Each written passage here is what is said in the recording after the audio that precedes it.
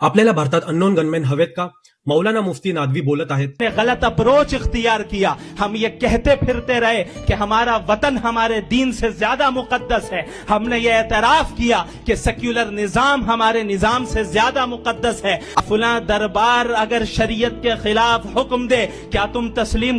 आपला अप्रोच वेगळा आहे. आपण देशापेक्षा आपला इस्लामिक दीन म्हणजे धर्माला पुढे ठेवतो. संविधान हराम आहे, शरिया संविधानापेक्षा मोठा आहे.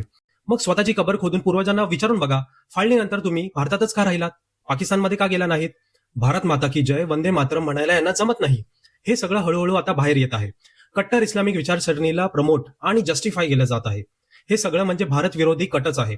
म्हणूनच आजकाल डॉक्टर, इंजिनियर सुद्धा जिहाद करायला निघाले आहेत. सरकारला विनंती आहे, देशहित विरोधी भडकाऊ भाषण आणि रॅडिकलायझेशन यांच्यावर कठोर कायदा आणावा. नाहीतर फ्रीडम ऑफ स्पीचच्या नावाखाली आपण ही उघड रॅडिकलायझेशन अजून किती दिवस सहन करणार?